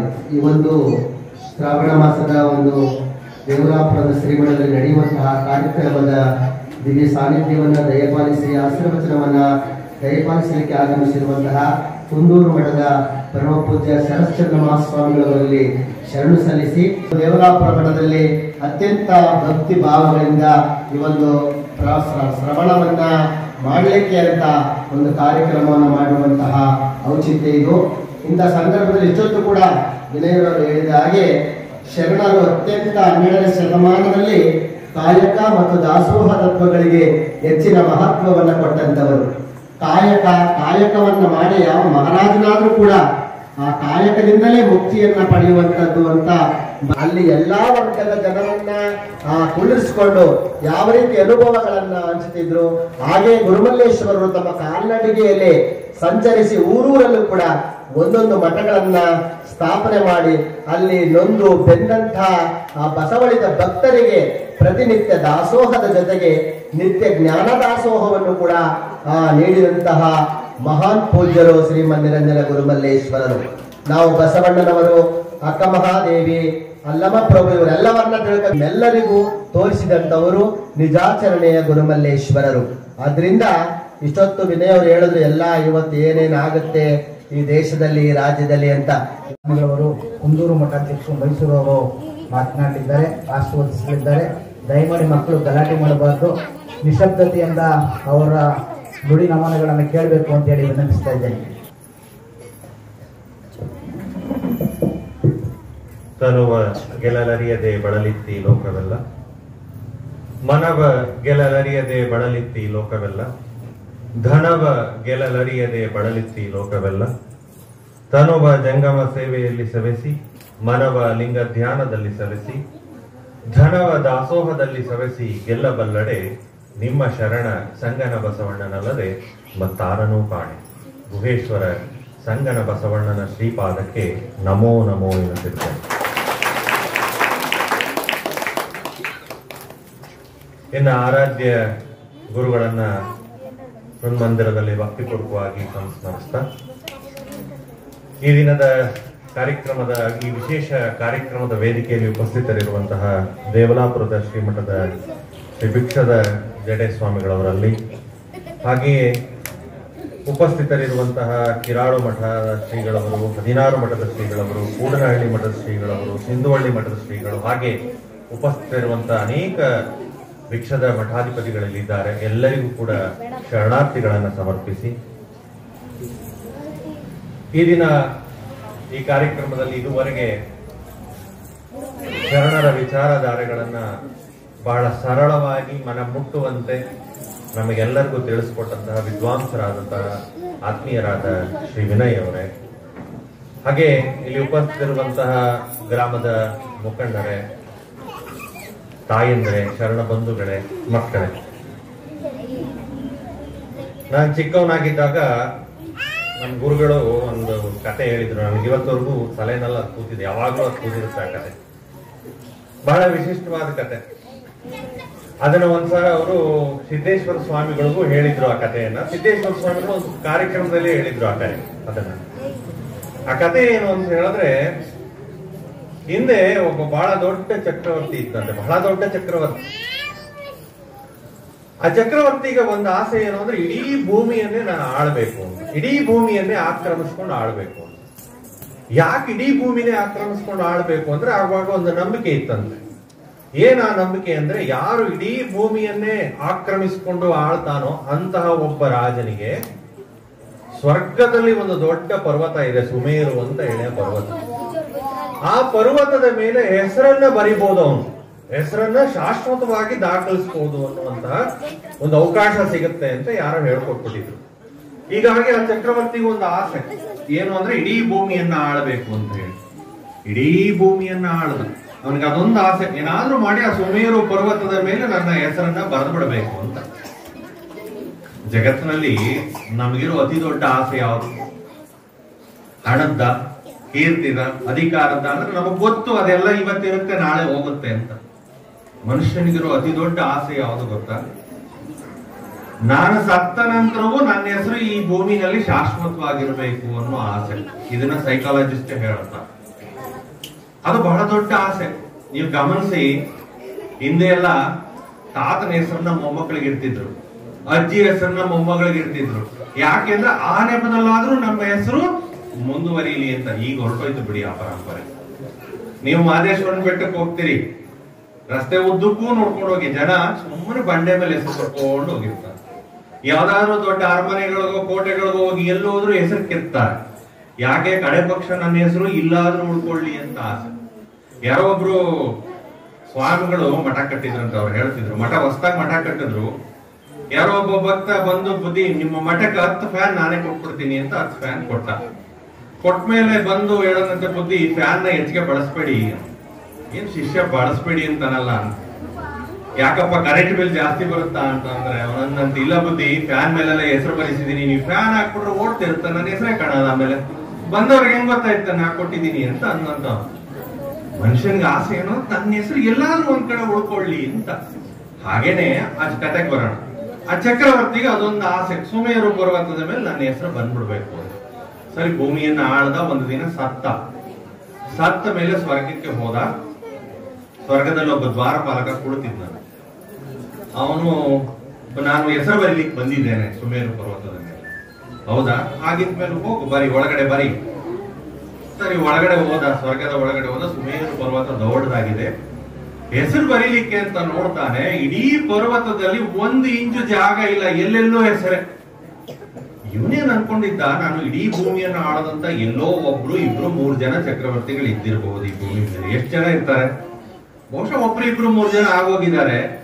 ಆ ಪರ್ವತದ ಮೇಲೆ ನನ್ನ ಹೆಸರನ್ನ ದೊಡ್ಡದಾಗಿ ಬರಿತೀನಿ ಅಂತ ಅನ್ಕೊಂಡು ಆಸೆ ಇಟ್ಕೊಂಡು ಹೋಗಿದ್ದ. ಹೋಗಿ ನೋಡಿದ್ರೆ ಎಲ್ಲೆಲ್ಲೂ ಜನರ ಹೆಸರೇ ಅಂತ. ಅಷ್ಟು ಚಕ್ರವರ್ತಿಗಳು ಆಗೋಗಿದ್ದಾರೆ, 1 ಇಂಚು ಜಾಗ ಇಲ್ಲ. ಅವನು ವಾಪಸ್ ಬಂದು ದ್ವಾರಪಾಲಕನ್ ಕೇಳದಂತೆ, ಇಲ್ಲಿ ಬರೀಲಿಕ್ಕೆ ಜಾಗ ಇಲ್ವಲ್ಲ, ಇಷ್ಟು ಚಕ್ರವರ್ತಿಗಳು ಈ ಭೂಮಿ ಮೇಲೆ ಆಗೋದ್ರ? ಅವ್ರು, ಹೌದು ಆಗೋಗಿದ್ದಾರೆ, ಹೀಗಾಗಿನೇ ಅಲ್ಲಿ ಹೆಸರುಗಳು ಅಷ್ಟಿದೆ. ಆಯ್ತು, ಈಗ ಬರೀಲಿಕ್ಕೆ 1 ಇಂಚು ಜಾಗ ಇಲ್ವಲ್ಲ, ನಾನು ಏನ್ ಮಾಡ್ಲಿ ಅಂತ. ಅದಕ್ಕೆ ದ್ವಾರಪಾಲಕ ಹೇಳದಂತ, ಒಂದು ಕೆಲಸ ಮಾಡೋ, ಇನ್ನೇನಿಲ್ಲ, ಒಂದ್ ಹೆಸರನ್ನ ಅಳಿಸ್ಬಿಟ್ಟು ಅದ್ರ ಮೇಲೆ ನಿನ್ನ ಹೆಸರು ಬರೆದು, ಒಂದ್ ಹೆಸರನ್ನ ಅಳಿಸ್ಬಿಟ್ಟು ಅದ್ರ ಮೇಲೆ ನಿನ್ನ ಹೆಸರು ಬರೆದ್ಬಿಡು. ಅವನಿಗೆ ಹೆಸರು ಬರಿಬೇಕು ಅಂತ ಏನು ಭ್ರಮ ನಿರಸನ ಇತ್ತಲ್ಲ, ಭ್ರಮೆ ಇತ್ತಲ್ಲ, ಎಲ್ಲ ಪೂರ್ತಿ. ಜಗತ್ತಿನಲ್ಲಿ ಈ ಕಥೆ ಯಾಕೆ ಹೇಳ್ತಾರೆ ಅಂತ ಹೇಳಿದ್ರೆ, ಕೇವಲ ನನ್ನ ಹೆಸರು ದಾಖಲಿಸೋದ್ರಿಂದ ಏನಾಗೋದಿಲ್ಲ. ನಮ್ಮ ಹೆಸರು ಉಳಿಯೋ ಹಾಗೆ ನಾವು ಕೆಲಸ ಮಾಡಿದ್ರಷ್ಟೇ ಉಳ್ಕೊಳ್ತೀವಿ ನಾವು. ಅದನ್ನ ಬಿಟ್ಟು ಅಲ್ಲಿ ಹೆಸರು ಬರೆಯೋದು, ಇಲ್ಲಿ ಹೆಸರು ಬರೋದು, ಅಥವಾ ಒಬ್ಬ ವ್ಯಕ್ತಿ ದೊಡ್ಡವನೇ ಆಗ್ತಾನೆ, ಹೇಳ್ತಾ ಹೋದ್ರಲ್ಲ ಈಗ ಅವನಿಗೆ ಅಧಿಕಾರ ಇದೆ ಅಂತ ದೊಡ್ಡವನಾಗಲ್ಲ. ಎಂತೆಂತ ಅಧಿಕಾರದಲ್ಲಿದ್ದವ್ರನ್ನೆಲ್ಲ ಈ ಜಗತ್ತು ಮರೆತು ಬಿಟ್ಟಿದೆ, ಎಂತೆಂತಹ ದೊಡ್ಡ ಕೀರ್ತಿ ಪದವಿಗಳಲ್ಲಿದ್ದವ್ರನ್ನೆಲ್ಲ ಮರೆತು ಬಿಟ್ಟಿದೆ. ಆದ್ರೆ ಒಬ್ಬ ಬಡ ಫಕೀರನ್ನ ನೆನೆಸ್ಕೊಂಡಿರುತ್ತೆ, ಇನ್ನು ಏನೂ ಇರಲ್ಲ ಅವನ ಹತ್ರ, ಅಂತ ಒಬ್ಬ ಫಕೀರನ ಬಗ್ಗೆ ಜಗತ್ತು ನೆನ್ಪಿಟ್ಕೊಂಡಿರುತ್ತೆ. ಯಾಕೆ ಕ್ಷಣ ಯೋಚನೆ ಮಾಡಬೇಕು, ಯಾಕೆ ಹೀಗೆ ಅಂತ. ಯಾಕೆ ಅಂತ ಹೇಳಿದ್ರೆ ಅವರಲ್ಲಿ 2 ಗುಣಗಳಿವೆ. ಶರಣರು ಹೇಳ್ತಾರೆ, 2 ಗುಣಗಳಿದ್ರೆ ಈ ಜಗತ್ತಿನಲ್ಲಿ ನಿಮ್ಮ ಹೆಸರು ಶಾಶ್ವತವಾಗಿರುತ್ತೆ, ಜನ ನೆನಪಿಸ್ಕೊಳ್ತಾರೆ. ಯಾವ್ದ 2 ಗುಣ ಅಂದ್ರೆ, ಒಂದು ಅರಿತೆ ಹೊರಟೋಗ್ತಾರೆ. ನಾನಂದ್ರೆ ಇದು ಒಳ್ಳೆ ಗುಣ ಅಲ್ಲ, ಇದು ನೀವು ಚಿಂತೆ ಮಾಡ್ಬೇಕಾದ ಗುಣ. ಒಂದು ಮಗು 8ನೇ ಕ್ಲಾಸ್ 9ನೇ ಕ್ಲಾಸ್ ಹುಡುಗ ಎಲ್ಲರ ಜೊತೆ ಸೇರಬೇಕು, ಒಂದಷ್ಟು ಜನ ಜೊತೆ ಮಕ್ಕಳ ಜೊತೆ ಆಟ ಆಡ್ಬೇಕು, ಒಂದಷ್ಟು ಜನ ಸಂಬಂಧಿಗಳ ಜೊತೆ ಮಾತಾಡ್ಬೇಕು, ನೆರೆಯವರ ಜೊತೆ ಸೇರ್ಬೇಕು. ಅದನ್ನ ಬಿಟ್ಟು ಅವ್ನು ಬಾಗ್ಲೋಕೊಂಡು ಕೂತ್ಕೊಳ್ತಾ ಇದ್ದಾನೆ, ಯಾರ ಜೊತೆನೂ ಸೇರಿಲ್ಲ ಅಂದ್ರೆ ನೀವು ಯೋಚನೆ ಮಾಡ್ಬೇಕಾದದ್ದು, ಇದು ನೀವು ಹೆಮ್ಮೆ ಪಡುವಂತದ್ದು. ಇವತ್ತಿನ ಸಮಾಜ ಹೇಗೆ ಉಲ್ಟಾ ಯೋಚನೆ ಮಾಡ್ತಾ ಇದೆ ಅನ್ನೋದಕ್ಕೆ ಇಷ್ಟೊತ್ತರೆಗೂ ಅವರು ವಿನಯವರು ಇದೇ ವಿಚಾರಗಳನ್ನ ಹೇಳಿದ್ರು. ನಮ್ಮ ಚಿಂತನೆ ಅನ್ನೋದು ಬಹಳ ವಿರುದ್ಧವಾದ ದಿಕ್ಕಿನಲ್ಲಿ ಹೋಗ್ತಾ ಇದೆ. ಮಕ್ಕಳಿಗೆ ನಾವು ಕಾಯಕ ಕಲಿಸಿ ಇಂಥ ಮಕ್ಕಳು ಏನಾಗ್ತಾರೆ ಗೊತ್ತಾ, ನಾಳೆ ದಿನ ಕೆಲಸಕ್ಕೆ ಹೋಗ್ತಾರೆ. ಇವತ್ತು ನಾನು ಬೆಂಗಳೂರಲ್ಲಿ ಇರ್ತೀನಿ, ನಾನು ಯೂನಿವರ್ಸಿಟಿ ಕೆಲಸಕ್ಕೆ ನಾನು ನೋಡ್ತಾ ಇರ್ತೀನಿ ವಿದ್ಯಾರ್ಥಿಗಳನ್ನ, ಎಷ್ಟರ ಮಟ್ಟಿಗೆ ತಲೆಯ ಮೇಲೆ ಬೆಟ್ಟ ಹೊತ್ಕೊಂಡು ಅವ್ರನ್ನ ಕೂತಿರ್ತಾರೆ ಅಂತ ಹೇಳಿದ್ರೆ. IT ಜಾಬ್ಗಳಿಗೆ ಹೋಗ್ತಾರಲ್ಲ, ನಿಮ್ಗಳಷ್ಟು ಗೊತ್ತಿಲ್ಲ, ಅವ್ರ ಜೀವನವನ್ನ ನೋಡ್ಬೇಕು ನೀವು. ಸೋಮವಾರದಿಂದ ಶುಕ್ರವಾರದವರೆಗೆ ಕತ್ತೆ ರೀತಿ ದುಡಿತಾರೆ, ಕತ್ತೆಗಳೇ ಅವರು, ಅದಕ್ಕಿಂತ ವ್ಯತ್ಯಾಸ ಏನೇನೂ ಇಲ್ಲ. ಶನಿವಾರ ಭಾನುವಾರ ಬಂತು ಅಂತ ಹೇಳಿದ್ರೆ ಲಂಗು ಲಗಾಮಿಲ್ಲದ ಕುದುರೆಗಳಾಗ್ಬಿಡ್ತಾರೆ. ಇದು ಒಂದು ಜೀವನ ಅಂತ ಅವ್ರಿಗೆ ಅನ್ಸಿಕ್ ಶುರು ಮಾಡಿ ಎಷ್ಟೋ ಜನ ಕೆಲಸ ಬಿಟ್ಟು ಹಳ್ಳಿ ಕಡೆ ಬಂದು ವ್ಯವಸಾಯ ಮಾಡೋದನ್ನ ನಾವು ನೋಡ್ತೇವೆ. ಹಾಗೆ ಎಷ್ಟೋ ಜನ ಆತ್ಮಹತ್ಯೆ ಮಾಡ್ಕೊಂಡಿರೋದು ನೋಡ್ತೇವೆ. ಯಾಕೆ ಅಂತ ಹೇಳಿದ್ರೆ ಅವ್ರಿಗೆ ಜೀವನವನ್ನ ಬದುಕೋದು ಹೇಗೆ ಅಂತ ನಾವು ಕಲಿಸಿಲ್ಲ, ಅವ್ರ ಕಾಯಕ ಹೇಗೆ ಅನ್ನೋದನ್ನ ನಾವು ಕಲಿಸಿಲ್ಲ. ನಾನು ಉದಾಹರಣೆ ಕೊಡ್ತಾ ಇರ್ತೀನಿ. ಒಂದ್ಸಾರಿ ನ್ಯಾಷನಲ್ ಜಿಯೋಗ್ರಫಿಕ್ ಚಾನಲ್ ಅಂತ ಒಂದು ಚಾನಲ್ ಬರುತ್ತೆ, ನೀವು ಯಾರು ನೋಡಲ್ಲ, ಎಲ್ಲ ಧಾರಾವಾಹಿಗಳು ನೋಡ್ತೀರ ಹೇಳೋದಿಲ್ಲ. ಅವ್ರ ಚಾನಲ್ ಬರುತ್ತೆ, ಈ ಪ್ರಾಣಿಗಳ ಬಗ್ಗೆ ಆ ಚಾನಲ್ ಬರುತ್ತೆ. ಸುಮ್ಮನೆ ಯಾವಾಗ್ಲಾದ್ರೂ ನಮ್ಮ ಒಂದು ಕಾಮನ್ ಸೆನ್ಸ್ ಹೆಚ್ಚಿಸ್ಕೊಳ್ಳೋಕೋಸ್ಕರ ಅದನ್ನ ಓದ್ತಾ ಇರ್ತೇನೆ, ಕಾಮನ್ ನಾಲೆಜ್. ಅದನ್ನ ಒಂದ್ಸಾರಿ ಈ ಜಿರಾಫೆ ಇದೆಯಲ್ಲ, ಜಿರಾಫೆ ಅದು ಮರಿ ಹಾಕೋದನ್ನ ತೋರಿಸ್ತಾ ಇತ್ತು. ಜಿರಾಫೆ ನೋಡಿದಿರಲ್ಲ, ಎಲ್ಲ ತುಂಬಾ ಎತ್ತರವಾಗಿರುತ್ತೆ, ಉದ್ದವಾದ ಕತ್ತು, ಇಲ್ಲಿ ನಿಂತ್ಕೊಂಡ್ರೆ ನಮ್ಮ ಪೆಂಡಾಲ್ ದಾಟುತ್ತೆ, ಅಷ್ಟು ಉದ್ದವಾದ ಪ್ರಾಣಿ ಅದು ಮರಿ ಹಾಕುತ್ತೆ. ಆ ಮರಿ ಹಾಕಿದಾಗ ಏನಾಗುತ್ತೆ ಅಂದ್ರೆ ತುಂಬಾ ಎತ್ತರವಾದ ಪ್ರಾಣಿ, ಅದು ನಿಂತ್ಕೊಂಡೇ ಮರಿ ಹಾಕೋದು. ಆ ಮರಿ ಹಾಕಿದ ತಕ್ಷಣ ಇಷ್ಟು ಎತ್ತರದಿಂದ ಆ ಮರಿ ಧಪ್ಪನೆ ಕೆಳಕ್ ಬೀಳುತ್ತೆ. ಮಗು ಹುಟ್ಟತ್ತಲ್ಲ, ಆ ಮಗು ನೆಲಕ್ಕೆ ಧಪ್ಪನೆ ಕೆಳಕ್ ಬೀಳುತ್ತೆ. ಮಗು ಅದೇ ತಾನೇ ಹುಟ್ಟುತ್ತಾ ಇದೆ. ಆ ಮಗು ಸುಮಾರು 5 ಅಡಿ 6 ಅಡಿಯಿಂದ ಧಪ್ಪನೆ ಕೆಳಕ್ಕೆ ಬಿದ್ದಾಗ ಎಂತ ಆಘಾತ ಆಗ್ಬೋದು. ಜಗತ್ತಿಗೆ ಬರ್ತಿದ್ದ ಹಾಗೇನೆ ಆಘಾತ ಆ ಮಗುಗೆ ಬೀಳುತ್ತೆ. ಸರಿ, ಬಿದ್ದ ತಕ್ಷಣ ಆ ಮಗು ಏನ್ ಮಾಡುತ್ತೆ, ಜಿರಾಫೆ ಮರಿ ಎದ್ದು ನಿಂತ್ಕೊಳ್ಳೋ ಪ್ರಯತ್ನ ಮಾಡುತ್ತೆ. ಕಾಲ್ ಬರಲ್ಲ ತಕ್ಷಣ, ಕಷ್ಟಪಟ್ಟು ಎದ್ದು ನಿಂತ್ಕೊಳ್ಳುತ್ತೆ. ಅಲ್ಲಿವರೆಗೂ ತಾಯಿ ಜಿರಾಫೆ ನೋಡ್ತಾ ಇರುತ್ತೆ ಮರಿ ಎದ್ದು ನಿಂತ್ಕೊಳ್ಳಿ ಅಂತ. ಅದು ಎದ್ದು ನಿಂತ್ಕೊಂಡ ತಕ್ಷಣ ಏನ್ ಮಾಡುತ್ತೆ ಗೊತ್ತಾ, ತಾಯಿ ಜಿರಾಫೆ ಜಾಡಿಸಿ ಒದ್ಬಿಡುತ್ತೆ ಮರಿಗೆ, ಜಾಡಿಸಿ ಒದ್ಬಿಡುತ್ತೆ ಮರಿಗೆ. ಮರಿವಿನ ಒದ್ದ ತಕ್ಷಣ ಇಲ್ಲಿದ್ದ ಮರಿ ಅಲ್ಲಿ ಹೋಗ್ಬಿಡುತ್ತೆ. ಮೊದಲೇ ಬಿದ್ದಿದೆ, ಅದರ ಮೇಲೆ ತಾಯಿ ಬೇರೆ ಜಾಡ್ಸ್ ಒದ್ದಿದೆ, ಅಲ್ಲಿ ಹೋಗಿ ಬಿದ್ದಿದೆ. ಮತ್ತೆ ಕಷ್ಟಪಟ್ಟು ಅದು ಎದ್ದೇಳುತ್ತೆ. ತಾಯಿ ಜಿರಾಫೆ ಏನ್ ಮಾಡುತ್ತೆ, ಮತ್ತೆ ಅಲ್ಲಿ ಹೋಗಿ ಮತ್ತೆ ಜಾಡ್ಸಿ ಬಂದು ಮತ್ತೆ ಅದು ಅಲ್ಲಿ ಹೋಗ್ಬಿಡುತ್ತೆ. ಇದು ಒಂದು 3-4 ಸರಿ ಹಿಂಗೆ ಅದು ಒದಿಯೋದು, ಅದು ಹೇಳೋದು, ಅದು ಒದಿಯೋದು ಹೇಳೋದು. ಕಡೆಗೆ ಮರಿ ಜಿರಾಫೆ ಗೊತ್ತಾಗುತ್ತೆ, ನಾನು ಎದ್ದು ನಿಂತ ತಕ್ಷಣ ಏಟು ಬಿಡುತ್ತೆ ಅಂತ ಗೊತ್ತಾಗ್ಬಿಡುತ್ತೆ. ಅದೇನ್ ಮಾಡುತ್ತೆ, ಕಡೆ ಬಾರಿಗೆ ಎದ್ದು ನಿಂತ ತಕ್ಷಣ ಓಡ್ಲಿಕ್ಕೆ ಶುರು ಮಾಡುತ್ತೆ. ಆವಾಗ ತಾಯಿ ಹೋಗಿ ಜಿರಾಫೆ ಅದರ ಜೊತೆ ಓಡೋಗುತ್ತೆ. ಯಾಕೆ ಅದನ್ನ ಮಾಡ್ತು ಆ ತಾಯಿ ಜಿರಾಫೆ ಗೊತ್ತಾ ನಿಮ್ಗೆ? ಯಾಕೆ ಅಂತ ಹೇಳಿದ್ರೆ, ಜಿರಾಫೆ ಇದೆಯಲ್ಲ ಅದು ಜೋರಾಗಿ ಓಡ್ಲಿಕ್ಕೆ ಬರಲ್ಲ, ಅದಕ್ಕೆ ಬಹಳ ನಿಧಾನ, ಅದರಲ್ಲೂ ಎತ್ತರ ಬೇರೆ. ಈ ಹುಲಿ, ಚಿರತೆ, ಈ ಸಿಂಹದಂತ ಪ್ರಾಣಿಗಳಿವೆಲ್ಲ, ತೋಳ, ಇವೆಲ್ಲ ಸುಲಭವಾಗಿ ಬೇಟೆಯಾಡ್ಬಿಡುತ್ತೆ ಅದನ್ನ. ಯಾಕಂದ್ರೆ ಓಡ್ಲಿಕ್ಕೆ ಬರಲ್ಲ, ಎತ್ತರವಾಗಿ ಕಾಣುತ್ತೆ, ಹೀಗಾಗಿ ಔತ್ಕೊಳ್ಳೋಕ್ಕೂ ಆಗಲ್ಲ. ಹೀಗಾಗಿ ತಾಯಿ ಜಿರಾಫೆ ತನ್ನ ಮಗು ಹುಟ್ಟಿದ ತಕ್ಷಣ ಏನ್ ಕಲಿಸ್ತಾ ಇದೆ ಅಂದ್ರೆ, ಅದಕ್ಕೆ ಬದುಕೋದನ್ನ ಕಲಿಸ್ತಾ ಇದೆ. ಆ ಹುಲಿ, ಚಿರತೆ, ಆ ಪ್ರಾಣಿಗಳಿಂದ ತಪ್ಪಿಸ್ಕೊಳ್ಳೋದನ್ನ ಕಲಿಸ್ತಾ ಇದೆ. ಅದಕ್ಕಾಗಿ ಒದ್ದು ಕಲಿಸುತ್ತೆ ಮಗುವಿಗೆ. ಒಂದು ಜಿರಾಫೆ, ತಾಯಿ ಜಿರಾಫೆ ಆ ಕೆಲಸ ಮಾಡುತ್ತೆ, ನಿಮ್ಮಿಂದ ಯಾಕೆ ಆಗೋದಿಲ್ಲ? ಇದು ನನ್ನ ಪ್ರಶ್ನೆ. ನಮ್ಮ ಮಕ್ಕಳಿಗೆ ಬದುಕೋದನ್ನ ಯಾಕೆ ನಾವು ಕಲ್ಸಕ್ ಆಗ್ತಾ ಇಲ್ಲ? ಯಾಕಂದ್ರೆ ನಾವೆಲ್ಲ ಬಿಸಿ ಆಗ್ಬಿಟ್ಟಿದೀವಲ್ಲ. ಹೇಳದ್ರಲ್ಲ, ಈಗ ನಾವು ಟಿವಿಲಿ ಬಿಸಿ, ಮೊಬೈಲ್ ಅಲ್ಲಿ ಬಿಸಿ, ಮಕ್ಕಳ ಕಡೆ ನೋಡೋದಿಲ್ಲ. ಮಕ್ಕಳಿಗೆ ಇನ್ನೊಂದು ಮೊಬೈಲ್ ಕೊಟ್ಟು ಕೂತ್ಬಿಡ್ತಾರೆ. ನಾವೆಲ್ಲ ಮಕ್ಕಳಾಗಿದ್ದಾಗ ಸುಮ್ನೆ ಹೇಳ್ತಾರೆ, ನನ್ನ ಅಜ್ಜಿ ನನ್ನ ಅಜ್ಜಿ ಮುತ್ತಜ್ಜಿ ಹೇಳಿರೋ ಕಥೆಗಳು ಇವತ್ತಿಗೂ ನನಗೆ ನೆನಪಿದೆ. ಅವ್ರು ಕೂರ್ಸ್ಕೊಂಡು ಎಷ್ಟು ಕಥೆಗಳನ್ನ ಪ್ರತಿ ರಾತ್ರಿ ನಮ್ಗೆ ನಮ್ಮ ಅಜ್ಜಿಯಿಂದ ಕಥೆ ಕೇಳೋದೇ ಒಂದು ಎಂಟರ್ಟೈನ್ಮೆಂಟ್ ಅವಾಗ. ಯಾಕಂದ್ರೆ ಅದೆಲ್ಲ ನಮ್ಮಲ್ಲಿ ಆ ಸಂಸ್ಕಾರಗಳು ಇವತ್ತು ನನಗಿದೆ. ಇವತ್ತು ಅಜ್ಜಿ ಅಂದ್ರೆ ಕಥೆಗಳೇ ಗೊತ್ತಿಲ್ಲ. ಅವ್ರು ಹೇಳಿದ್ರಲ್ಲ ಬರೀ ಗೊತ್ತಿದ್ರೆ ಧಾರಾವಾಹಿ ಕಥೆಗಳು ಗೊತ್ತಿವೆ. ನಾವು ತಪ್ಪು ಅಂತ ಹೇಳ್ತಾ ಇಲ್ಲ, ಹಂಗ ಆಗ್ಬಿಟ್ಟಿದೆ ಪರಿಸ್ಥಿತಿ, ಹಂಗ ಆಗ್ಬಿಟ್ಟಿದೆ. ಸೊ ಹೀಗಾಗಿ ಮಕ್ಕಳಿಗೆ ಆ ಕಾಯಕದ ಬುದ್ಧಿಯನ್ನ ಕಲಿಸಿ, ಒಂದಷ್ಟು ಕೆಲಸ ಮಾಡೋದನ್ನ ಕಲಿಸಿ. ಕೃಷಿ ಕೆಲಸ ತಪ್ಪೇನಲ್ಲ, ನಿಮ್ಮ ಮಗ ನಾಳೆ ದೊಡ್ಡ ಇಂಜಿನಿಯರೇ ಆಗಲಿ, ಡಾಕ್ಟರ್ ಆಗಲಿ, ಬೇಡ ಅಂತಲ್ಲ. ಅದರ ಜೊತೆಗೆ ಕೃಷಿ ಕೆಲಸ ಕಲ್ತಿದ್ರೆ ಅದೇನು ಕೀಳಿರ್ಮೆ ಅಂತ ಯಾಕೆ ಅನ್ಕೊಳ್ತೀವಿ? ಅದನ್ನು ಕಲಿಸಿ. ಅದನ್ನ ನಾವು ಅರ್ಥ ಮಾಡ್ಕೊಳ್ಬೇಕಾಗಿದ್ದಾಗ ಮಾತ್ರ ಒಳ್ಳೆ ಸಂಸ್ಕಾರ ಬರುತ್ತೆ. ಒಳ್ಳೆ ಆಚರಣೆ ಇದ್ದಾಗ ಏನಾಗುತ್ತೆ ಅಂದ್ರೆ ಒಳ್ಳೆ ಅರಿವಿರುತ್ತೆ. ಅರಿವೇನು ಅಂತ ಹೇಳಿದ್ರೆ ಬದುಕಿನಲ್ಲಿ ಯಾವುದಕ್ಕೆ ಮಹತ್ವ ಕೊಡಬೇಕು ಅನ್ನೋದನ್ನ ಅರ್ಥಕೊಳ್ಳೋದು, ಇದಕ್ಕೆ ಅರಿವು ಅಂತ ಹೇಳ್ತಾರೆ. ಯಾವುದಕ್ಕೆ ಮಹತ್ವ ಕೊಡಬೇಕು, ಯಾವುದಕ್ಕೆ ಮಹತ್ವ ಎಷ್ಟು ಕೊಡಬೇಕು ಅನ್ನೋದು ಗೊತ್ತಿರಬೇಕು. ಒಂದು ಅಧಿಕಾರಕ್ಕೆ ಹೋಗ್ತೀರಿ, ಒಂದು ದುಡ್ಡು ಬರುತ್ತೆ, ಅದನ್ನ ಹೇಗೆ ಬಳಸ್ಬೇಕು, ಎಷ್ಟು ಬಳಸ್ಬೇಕು, ಎಷ್ಟರ ಮಟ್ಟಿಗೆ ಇಟ್ಕೊಳ್ಬೇಕು, ಈ ಅರಿವು ನಮಗೆ ಇರಬೇಕು. ಯಾವ್ದಕ್ಕೆ ಎಷ್ಟು ಮಹತ್ವ ಕೊಡಬೇಕು ಅಂತ. ಹಿರಿಯರಲ್ಲಿ ಆ ಗುಣ ಇತ್ತು. ನಾನು ಸುಮ್ಮನೆ ನನ್ನ ಅನುಭವನೇ ಹೇಳುತ್ತೆ ನಿಮ್ಗೆ. ಈಗೊಂದು ಸಮಯ ಆಗ್ತಾ ಇದೆ, ನಿಮ್ಗೆ ಹೊಟ್ಟೆ ಹಸಿವು ಆಗ್ತಾ ಇರ್ಬೋದು, ಆದ್ರೆ ಇನ್ನು 5 ನಿಮಿಷದಲ್ಲಿ ಮುಗಿಸ್ತೇನೆ. ಈಗೊಂದು 3 ವರ್ಷದ ಹಿಂದೆ ನಾನು ಒಬ್ಬ ಸ್ವಾಮಿಗಳಿಬ್ರು, ಅವರು ಒಬ್ಬ ದೊಡ್ಡ ಸನ್ಯಾಸಿಗಳಿದ್ರು ಹಿಂದೆ ಹಿಮಾಲಯದಲ್ಲಿ, ದೊಡ್ಡ ತಪಸ್ ಮಾಡ್ತಾ ಇದ್ದರು. ಆ ಸನ್ಯಾಸಿಗಳು ತಪಸ್ ಮಾಡ್ತಿದ್ದ ಗುಹೆಗೆ ಹೋಗ್ಬೇಕು ಅಂತ ಆ ಸ್ವಾಮಿಗಳು ನನ್ನನ್ನು ಕೇಳ್ಕೊಂಡ್ರು. ಯಾಕೆಂದ್ರೆ ಅವರಿಗೆ ಹಿಂದಿ ಭಾಷೆ ಬರ್ತಿರ್ಲಿಲ್ಲ, ನನಗೆ ಹಿಂದಿ ಭಾಷೆ ಎಲ್ಲ ಬರುತ್ತೆ, ಸ್ವಲ್ಪ ದೇಶ ಎಲ್ಲ ಸುತ್ತಿರೋದ್ರಿಂದ ಬುದ್ಧಿ ನೀವು ಬಂದು ನನ್ನ ಕರ್ಕೊಂಡು ಹೋಗಿ ಅಲ್ಲಿಗೆ ಅಂತ. ಸರಿ, ನಾನು ಅವ್ರು ಇಬ್ರು ಕೂಡ ಕೋವಿಡ್ ಅದೇ ತಾನೇ ಮುಗಿದಿತ್ತು. ಸರಿ, ಅವ್ರನ್ನ ಕರ್ಕೊಂಡು ಹಿಮಾಲಯಕ್ಕೆ ಹೋದೆ. ನಾನು ಹಿಮಾಲಯಕ್ಕೆ ಹೋದ್ವಿ. ಅಲ್ಲಿ 1 ವಾರ ಹೆಚ್ಚು ಕಡಿಮೆ ನಾವು ಇದ್ವಿ, ನೋಡಿದ್ವಿ, ಇಡೀ ದಿನ ಇದ್ವಿ ಅಲ್ಲಿ. ಮತ್ತೆ ಸಂಜೆ ನಡ್ಕೊಂಡು 6 ಕಿಲೋಮೀಟರ್ ವಾಪಸ್ ಬಂದ್ವಿ. ವಾಪಸ್ ಬಂದ ತಕ್ಷಣ ನಾನಂದೆ, ಕೊಡಿ ಆ ದೊಣ್ಣೆಗಳನ್ನು ಕೊಟ್ಬಿಟ್ಟು ಹೊಂಟೋಗೋಣ ಅಜ್ಜಿಗೆ, ಬನ್ನಿ ಅಂದ್ಬಿಟ್ಟು ಆ ದೊಣ್ಣೆಗಳನ್ನು ತಗೊಂಡೋದೆ. ಒಂದು ಸಣ್ಣ ಗುಡಿಸ್ಲದು, ಇನ್ನೇನಿಲ್ಲ ಅಲ್ಲಿ. ಅವರು ನಮ್ಮನ್ನು, ಮಹಾರಾಜ್ ಒಳಗ್ ಬನ್ನಿ ಅಜ್ಜಿ.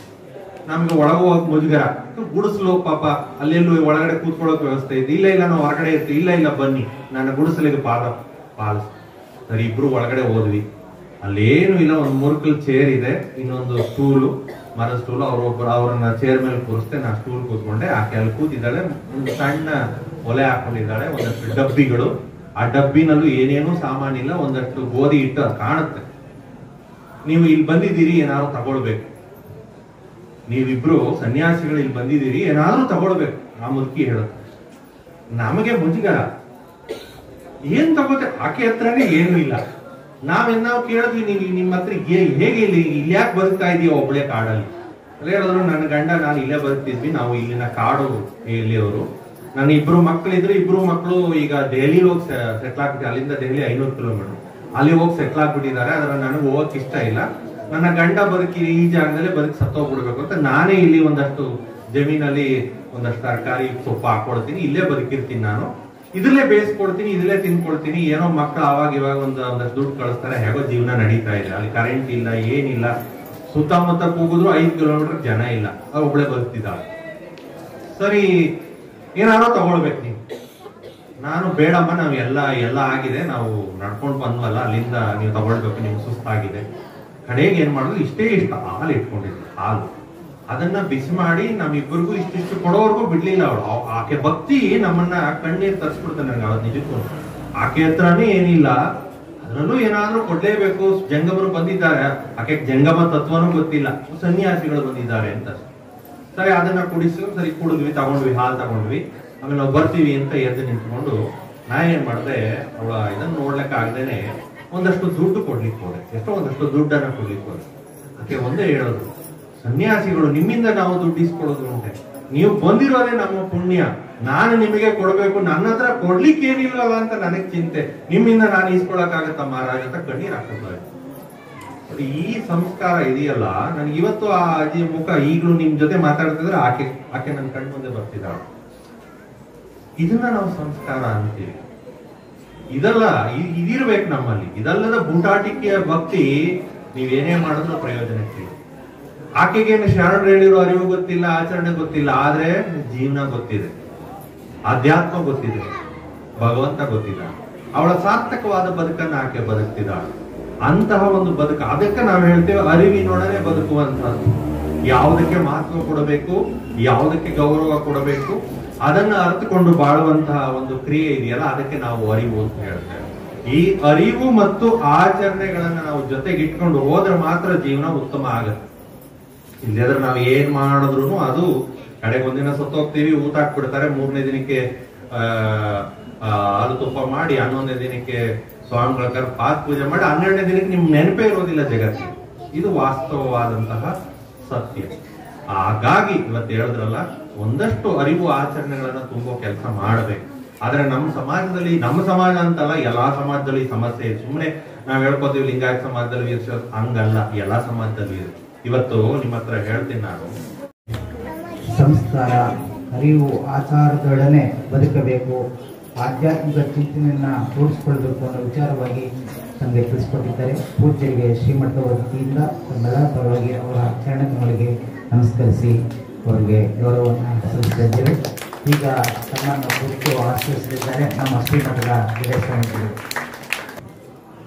ಕಲಿಯನಿತ್ತಡೆ ವಲ್ಲೆ, ಸಿರಿಯನಿತ್ತಡೆ ವಲ್ಲೆ, ಹಿರಿದಿಪ್ಪ ರಾಜ್ಯವನ್ನಿತ್ತಡೆ ವಲ್ಲೆ, ನಿಮ್ಮ ಶರಣರ ಸುಳ್ನುಡಿಯ ಒಂದರಗಳಿಗೆ ಇತ್ತಡೆ ನಿಮ್ಮನಿತ್ತೆ ಕಾಣ ರಾಮನಾಥ.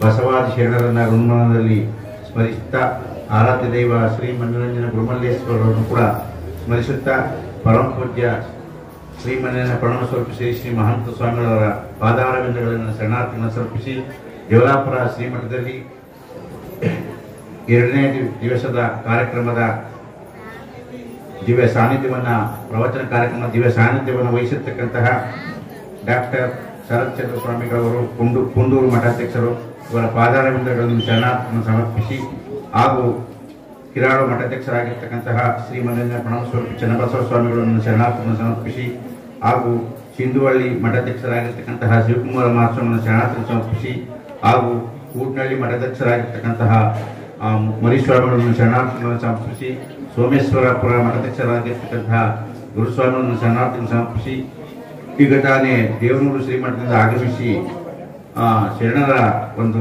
ನುಡಿಯನ್ನ ತಮ್ಮೆಲ್ಲರಿಗೂ ತಿಳಿಸಿಕೊಟ್ಟಿರ್ತಕ್ಕಂತಹ ಪ್ರಸಾದ್ ದೇವನನ್ನು ಶರಣಾರ್ಥಿಗಳನ್ನು ಸಮರ್ಪಿಸಿ, ಹಾಗೂ 16 ಮಠಾಧ್ಯಕ್ಷರಾಗಿರ್ತಕ್ಕಂತಹ ಶ್ರೀ ಗುರುಮಲ ದೇವರನ್ನು ಶರಣಾರ್ಥಿ ಸಮರ್ಪಿಸಿ, ಹಾಗೂ 1 ಗಂಟೆಗಳ ಕಾಲ ಹೆಚ್ಚಾಗಿ ಶರಣರ ನುಡಿ, ಶರಣರ ವಿಚಾರಧಾರೆ ಹಾಗೂ ಆಧುನಿಕ ಯುಗದ ನಡೆನುಡಿ ಆಚಾರ ವಿಚಾರಗಳನ್ನ ಬಹಳ ವಿಚಾರವಾಗಿ ತಿಳಿಸಿಕೊಟ್ಟಿರ್ತಕ್ಕಂತಹ ವಿನಯರವರೇ, ಹಾಗೂ ಇಲ್ಲಿ ನೆರೆದಿರ್ತಕ್ಕಂತಹ ಈ ಕಾರ್ಯಕ್ರಮದಲ್ಲಿ ನೆರೆದಿರ್ತಕ್ಕಂತಹ ಹಲವು ಚರಮೂರ್ತಿಗಳನ್ನು ಶರಣಾರ್ಥಿಗಳನ್ನು ಸಮರ್ಪಿಸಿ, ಇಲ್ಲಿ ಆಗಮಿಸಿರ್ತಕ್ಕಂತಹ ಶರಣೆಯರೇ ಹಾಗೂ ಅಕ್ಕಪಕ್ಕದ ಗ್ರಾಮಗಳಿಂದ ಬಂದಿರತಕ್ಕಂತಹ ಶರಣೆಯರೇ, ನಿಮ್ಮೆಲ್ಲರೂ ಕೂಡ ನನ್ನ ಶರಣಾರ್ಥಿಗಳು. ಈಗಾಗಲೇ ವೇಳೆಯಾಗಿದೆ, ನಾವು ಹೆಚ್ಚಿಗೆ ಮಾತನಾಡ್ತಕ್ಕಂಥದ್ದು ಅವಶ್ಯ ಇಲ್ಲ. ಯಾಕೆಂದ್ರೆ ಪೂಜ್ಯ ಶ್ರೀಗಳವರು ಮತ್ತು ವಿನಯ್ ಅವರು ಬಹಳ ಸವಿಸ್ತಾರವಾಗಿ ಚೆನ್ನಾಗಿ ಮಾತನಾಡಿದ್ದಾರೆ. ಈಗಾಗಲೇ ನೀವೆಲ್ಲರೂ ಕೂಡ ಅರ್ಥ ಮಾಡ್ಕೊಂಡಿದ್ದೀರಿ ಅಂತಕ್ಕಂಥ ಭಾವನೆಯನ್ನು ವ್ಯಕ್ತಪಡಿಸ್ತಾ, ನಾಳೆ ಕೂಡ ಒಂದು ವಚನ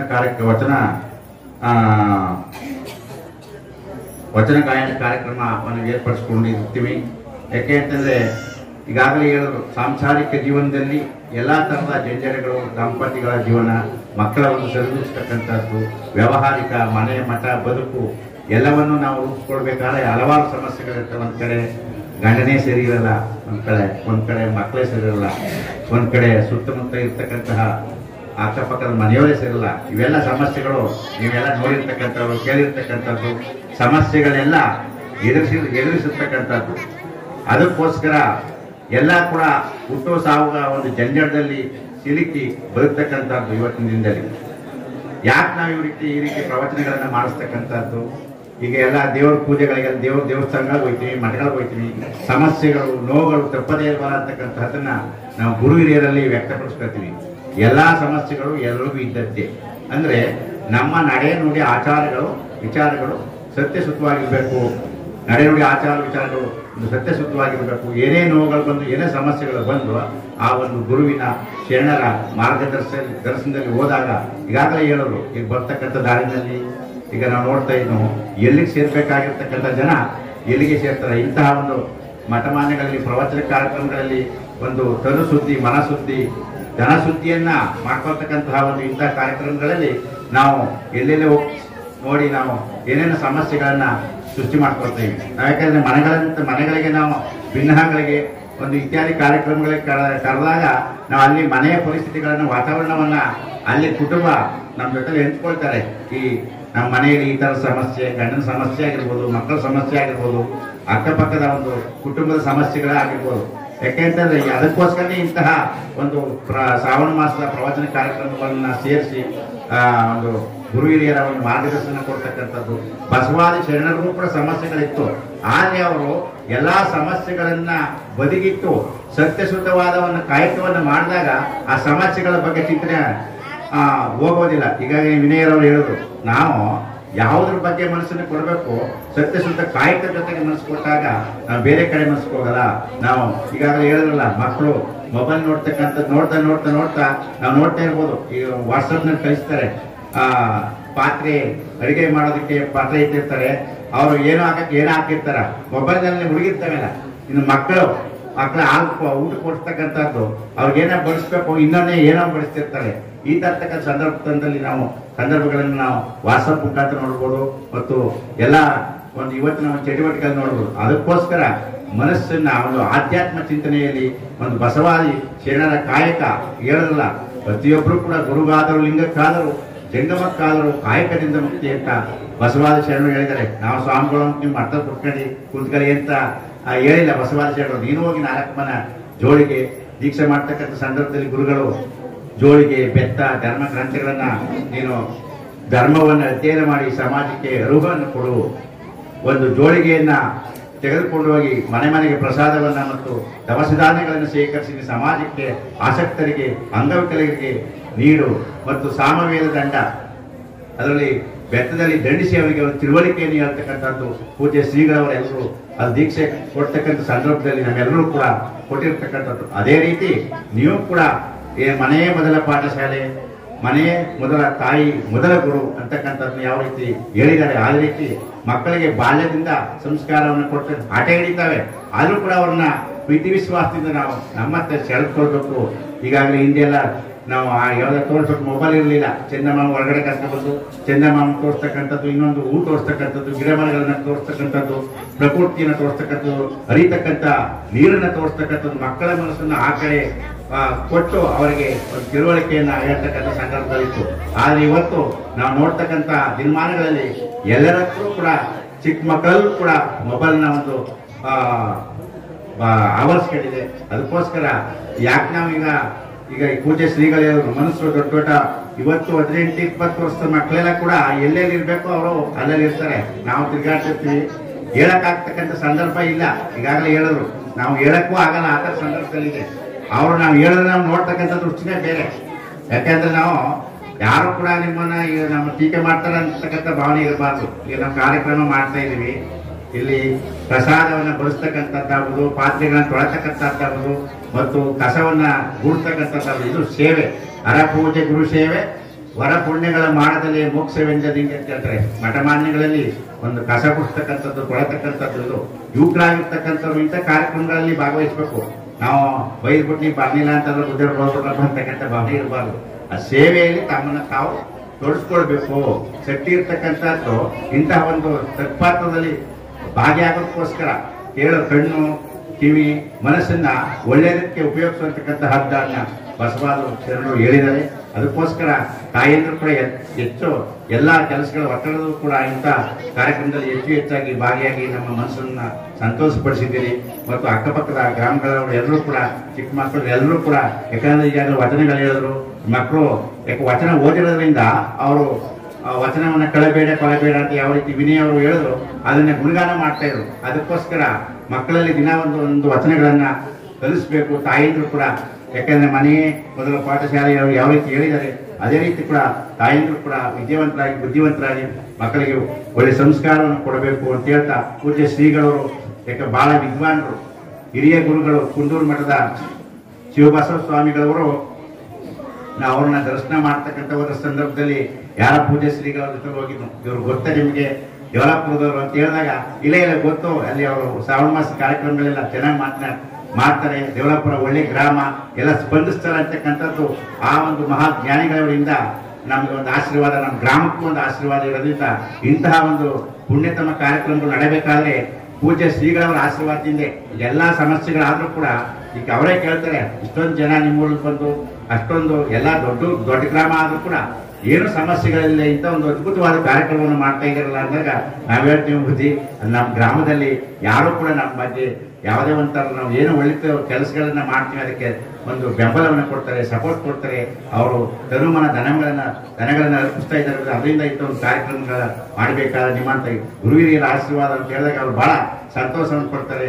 ನಾವು ಹೋದಂಥ ಸಂದರ್ಭದಲ್ಲಿ ನೀವು ಬರಲೇಬೇಡಿ, ನಮ್ಗೆ ದೂರವಾಣಿ ಮುಖಾಂತರ ಮಾಡೋದು ಸಾಕು, ನಾವು ನಿಮ್ಮ ಕಾರ್ಯಕ್ರಮಗಳಿಗೆ ಬಂದು ಭಾಗವಹಿಸಿ ನಮ್ಮಲ್ಲಿರ್ತಕ್ಕಂತಹ ಒಂದು ವಿಚಾರವನ್ನು ತಿಳಿಸ್ತೀವಿ. ಬಹಳ ದೊಡ್ಡ ಫಂಕ್ಷನ್ಗಳಲ್ಲಿ ಧಾರವಾಡ, ಗುಲ್ಬರ್ಗ, ಹೊರದೇಶಗಳಲ್ಲಿ ಹೋಗಿ ನಮ್ಮ ಕುಂದೂರು ಮಠದ ಶ್ರೀಗಳವರು ಪ್ರವಚನ ಕೊಟ್ಟಿರ್ತಕ್ಕಂಥದ್ದು, ಒಳ್ಳೊಳ್ಳೆ ಧರ್ಮ ಗ್ರಂಥಗಳನ್ನ ರಚನೆ ಮಾಡಿರ್ತಕ್ಕಂಥದ್ದು. ಯಾಕಂದ್ರೆ ವಿದ್ಯಾರ್ಥಿಗಳಿಗೆಲ್ಲ ಇಲ್ಲಿ ನಮ್ಮ ಹೊಸಮಠದ ಒಂದು ಜೇಸ ಸಂಸ್ಥೆಗಳಾಗಿರ್ಬೋದು, ವಿದ್ಯಾರ್ಥಿನಿ ಮಾಡ್ತಕ್ಕಂಥವ್ರಿಗೆಲ್ಲ ಅವರ ನೋಡಿರ್ಬೋದು ಅವರ ಒಂದು ಉಪನ್ಯಾಸವನ್ನ.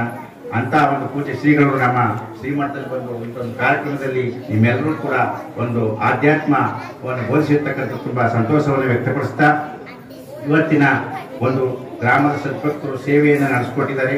ಅವರನ್ನ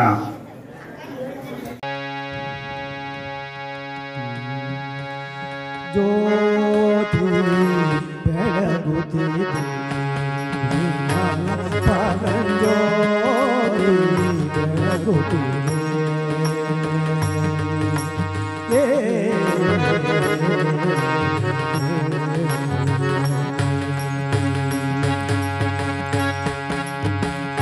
ಮಾತು ಮನಗಳಿಂದ ತತ್ತ ಮೀರಿದ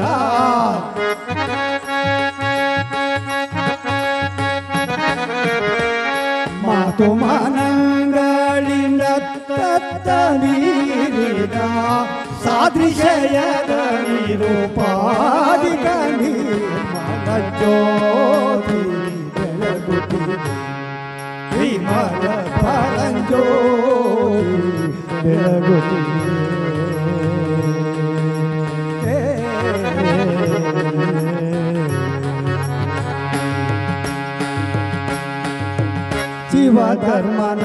ಶಿವಧರ್ಮನಾಳವೆಂಬ ಕಂಬದ ಮೇಲೆ ಸುವಿವೇಕ ಹೃದಯ ಪಣತೆಯೋಳು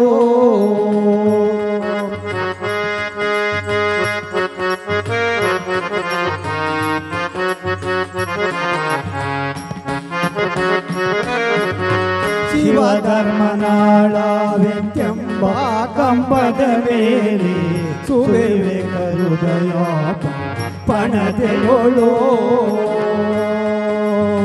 ಸವೆಯದ ಸದ್ಭಕ್ತಿ ರಸತೈಲ ತೀರಿದ